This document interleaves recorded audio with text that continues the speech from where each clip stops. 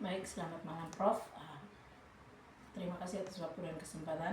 Terlebih dahulu, saya akan memperkenalkan diri saya. Nama saya Gerhalda Tima dengan NIM 25 29 10 10 28 dari kelas A.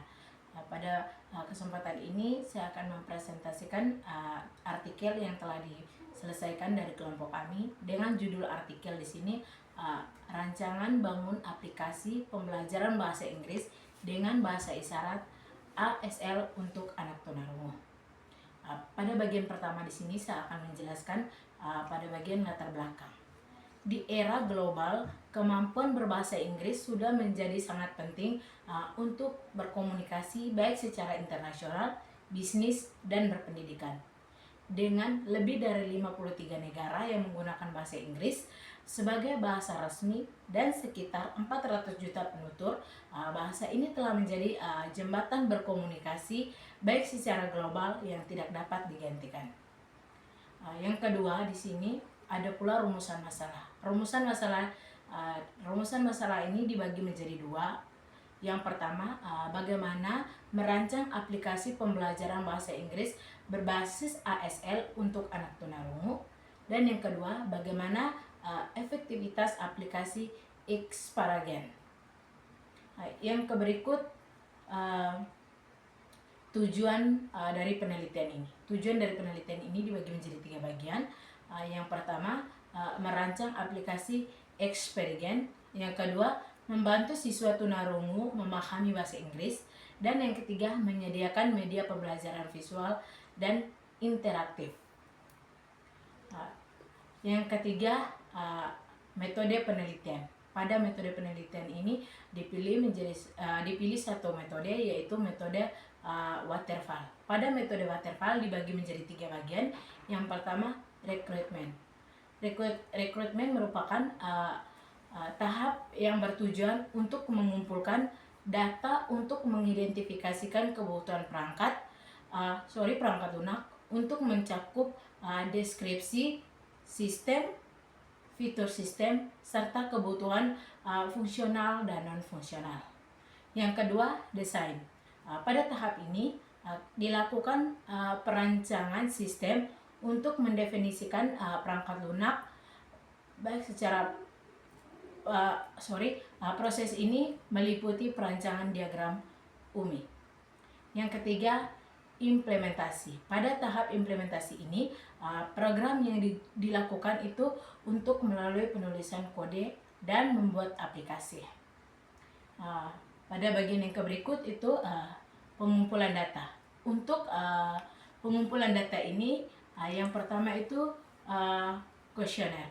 Untuk melakukan pengumpulan kuesioner ini kita melakukan pengumpulan 9 guru SLB.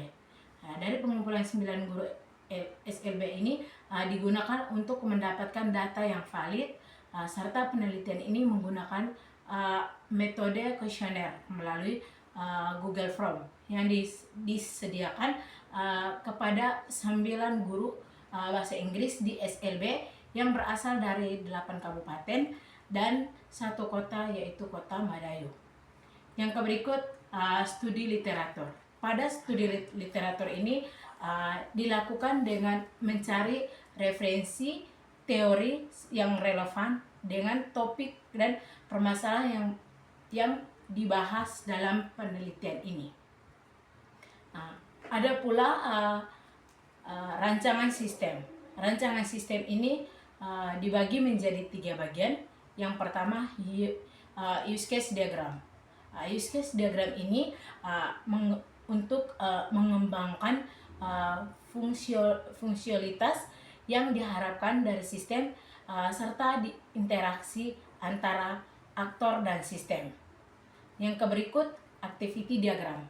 Activity diagram ini menunjukkan alur activity yang terjadi dalam sistem selama proses berlangsung. Yang ketiga, kelas diagram. Kelas diagram ini digunakan untuk mengembangkan struktur dan deskripsi kelas, paket, dan objek yang saling berhubungan dalam suatu sistem. Yang berikut, implementasi sistem. aplikasi Xperigen berbasis Android yang dibangun menggunakan framework JavaScript yang Redfit, serta Xperigen dirancang khusus untuk anak tunarungu dengan pendekatan yang pembelajaran berbasis visual, dilengkapi dengan gambar, ilustrasi bahasa isyarat, dan video bahasa isyarat untuk mendukung proses pembelajaran. Gambar menunjukkan halaman residen dan login, di mana penggunaan dapat membuat akun baru atau masuk ke aplikasi untuk mengakses halaman utama. Nah, yang berikut fitur dibagi menjadi 4 bagian. Yang pertama itu pada bagian login, yang kedua materi, yang ketiga video isyarat, serta kuis untuk pendekatan visual. Yang berikut pengujian sistem. Untuk pengujian sistem ini dibagi menjadi 3 bagian. Yang pertama metode black box listing. Yang kedua login dan submit kuis, dan yang ketiga semua fungsi berjalan secara valid.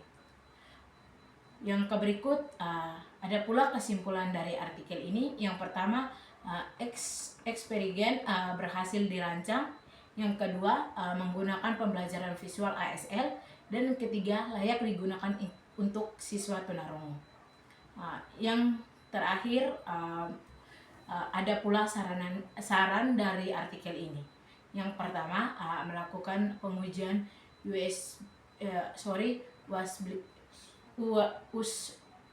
usability lanjutan.